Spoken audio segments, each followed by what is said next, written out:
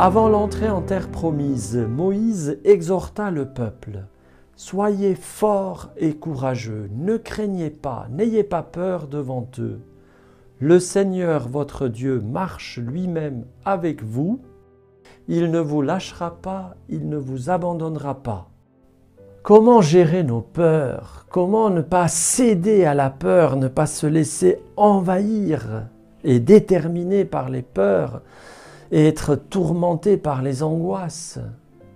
Face aux menaces, aux dangers, nous sommes toujours tentés de nous laisser paralyser par la peur ou de prendre la fuite. Nous avons besoin de courage face aux dangers. Il ne s'agit pas d'être téméraire et de prendre des risques inutilement. Le propre du courageux, c'est d'accepter des risques et des dangers, mais parce qu'il poursuit un bien qui en vaut la peine. Si c'est par témérité que j'accepte les risques et les dangers, juste pour les sensations que je vais vivre ou juste pour la vaine gloire, cela n'est pas prudent, n'est pas approprié, n'est pas proportionnel.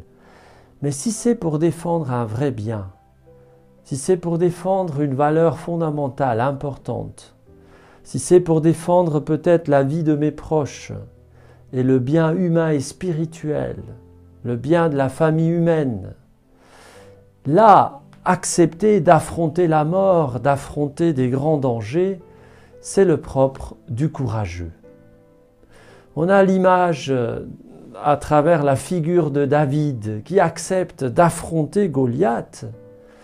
Et pourquoi il est revêtu d'un courage indéfectible face à quelqu'un qui est beaucoup plus fort apparemment, en tout cas, et beaucoup plus grand que lui?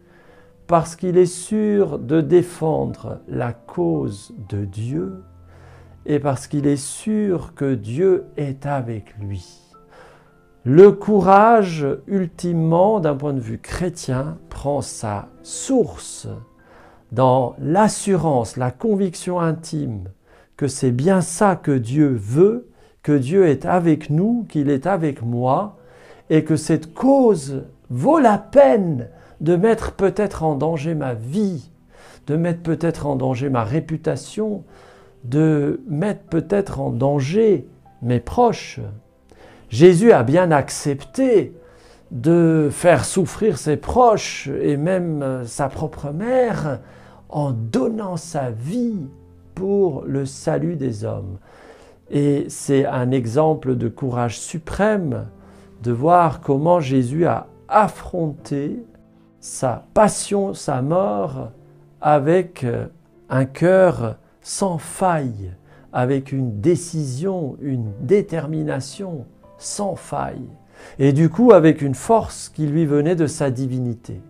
Alors nous ne sommes pas le Dieu fait homme comme Jésus, mais le Seigneur veut nous donner son esprit, sa force, sa détermination, sa sagesse, sa lumière, pour que nous puissions nous battre pour les bonnes causes et défendre les choses qui en valent la peine et livrer ainsi notre vie comme lui-même est un Dieu livré par amour. C'est la Trinité.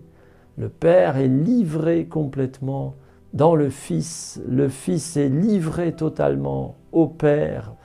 Et ce don complet, c'est l'Esprit Saint. Demandons donc à Dieu le courage de défendre ce que nous avons perçu comme chose importante, non pas seulement pour sauver notre peau, mais pour la venue du royaume. Une chose est mon bien immédiat pour sauver ma peau. Là, nous agissons de manière égoïste et un peu myope. Autre chose est d'accomplir notre destinée, de devenir don, d'être une semence jetée en terre, en affrontant courageusement les vrais dangers et en comptant sur Dieu, en menant le combat même de Dieu. Voilà le courage qu'il nous faut aujourd'hui. Voilà le courage qu'il nous faut actuellement.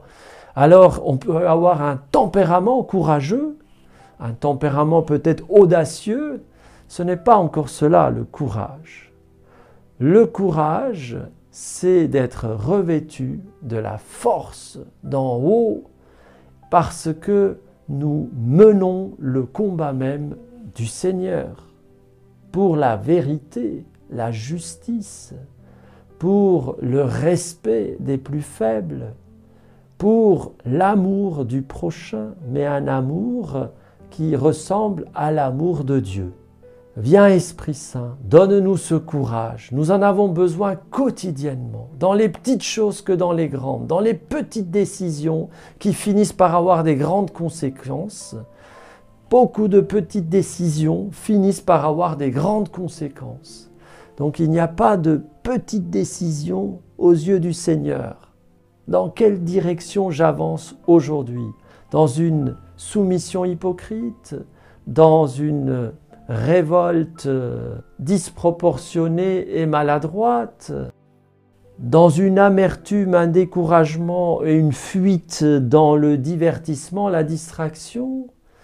Ou est-ce qu'aujourd'hui, je fais le pas que le Seigneur veut me faire accomplir sans avoir peur, sans avoir cette paralysie qui est le fruit de l'intimidation, qui est le fruit de l'égoïsme où on veut juste sauver sa peau, qui est le fruit de la peur.